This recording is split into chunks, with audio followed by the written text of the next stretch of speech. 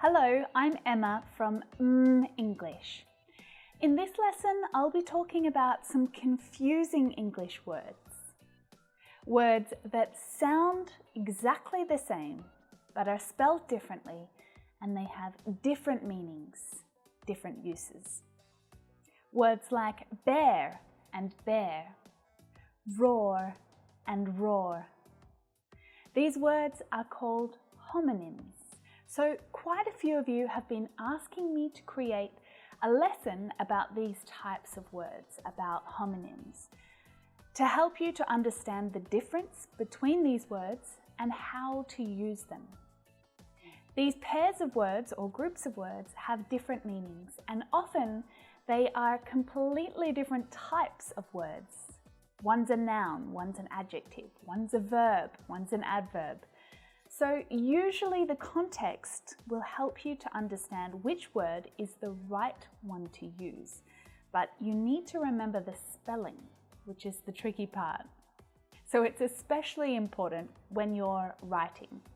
When you're speaking, it doesn't matter so much because they sound exactly the same, right? But as soon as you write it down, that's where you'll run into trouble. Especially if you're writing an exam, you're writing an important email or an essay that you need to submit. So in this lesson, you'll learn some new words, hopefully, but more importantly, you'll learn about some pairs of words or groups of words where you need to be extra careful about your spelling and your use. Please note that you'll be hearing these words in my Australian accent. The pronunciation of some of these words can be slightly different depending on where you are hearing them. If it's American English or British English, in England or in Australia, New Zealand, Canada, South Africa, or anywhere else where English is spoken. As always, I have lovingly prepared subtitles for you. If you can't see them now, you just need to turn them on. Press the little button down there that has 2 C's on it. Okay, now we're ready to get started. Let's start with raw and roar. Now, both of these words have the or vowel sound. The same sound that you'll hear in words like door and saw. Raw. Now there are a few different uses for this word, but you'll most commonly hear it used as an adjective, particularly describing food. So when you're talking about food, raw means that something is not cooked. I like my steak raw. Raw vegetables are good for you.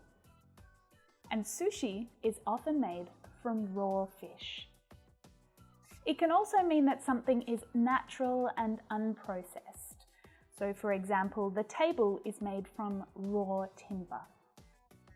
Now raw can be a noun or a verb for a very loud noise.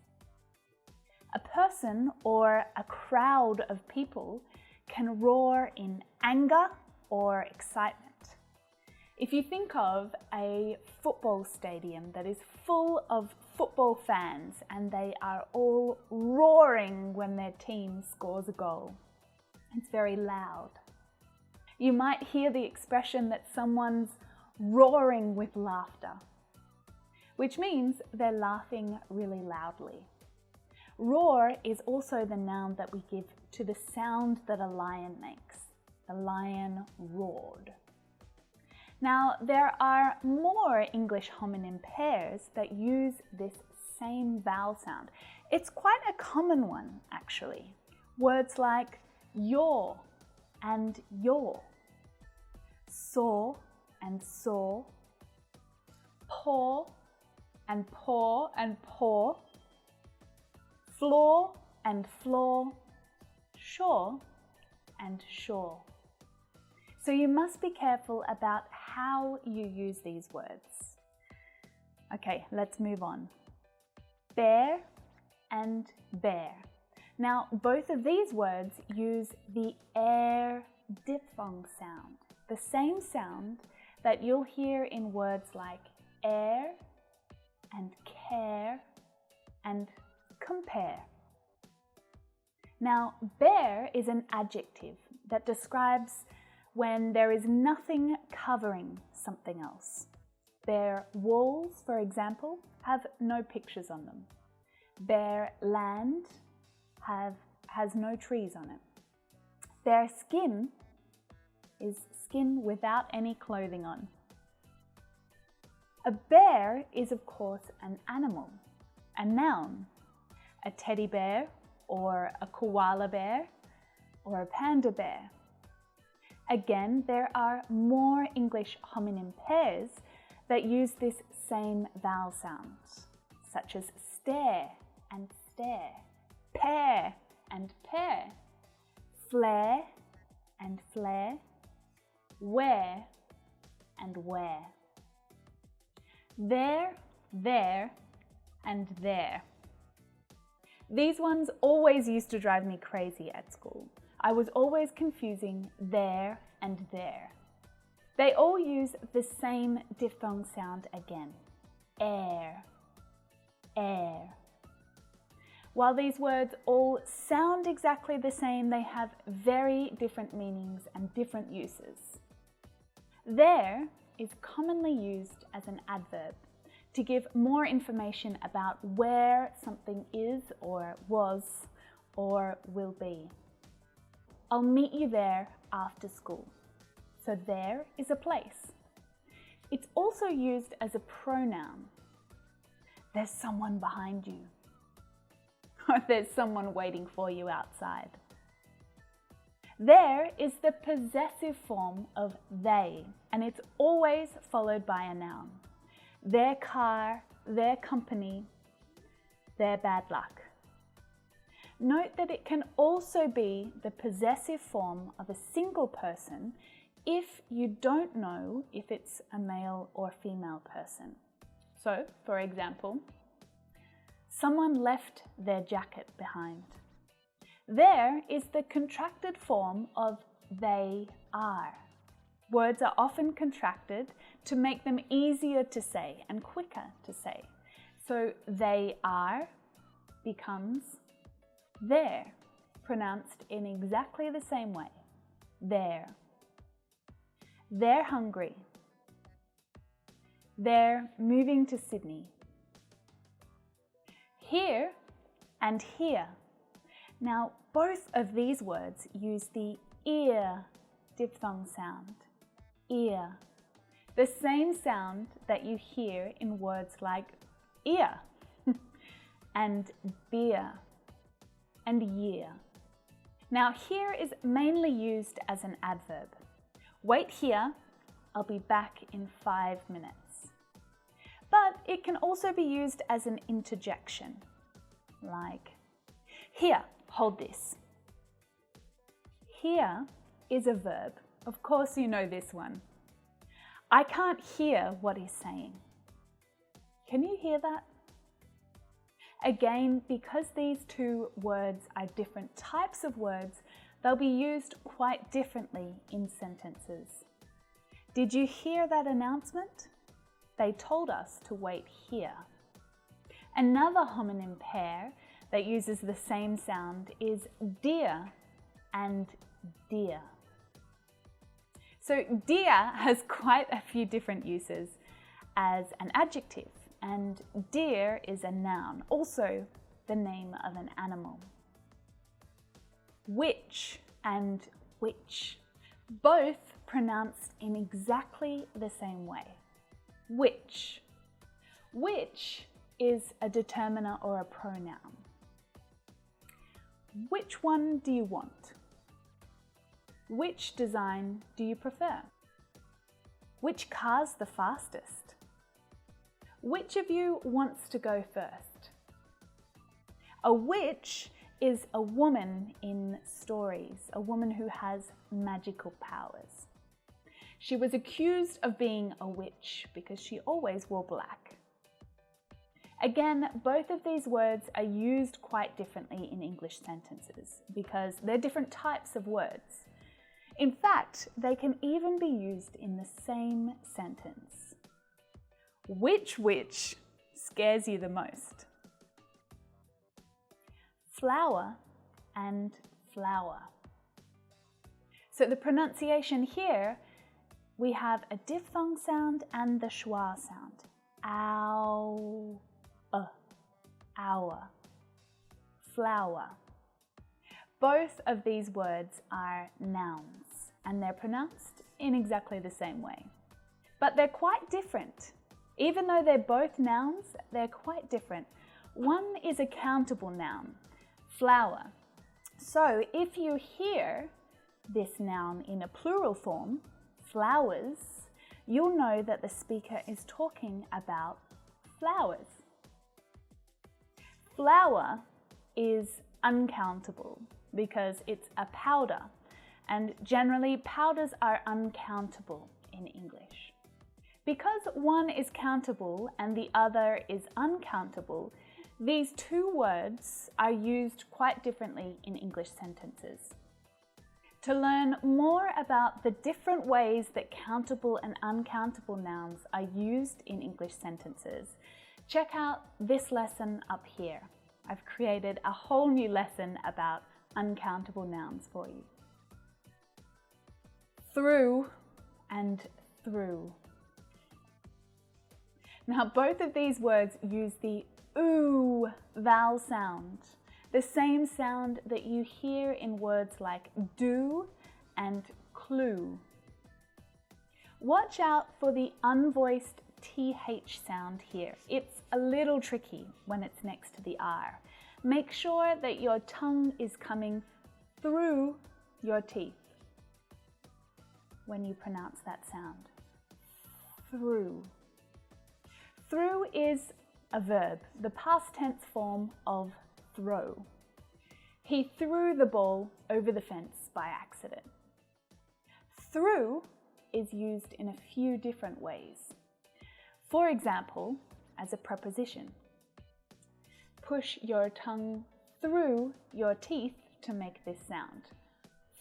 Through. As an adverb, there's water coming through the ceiling.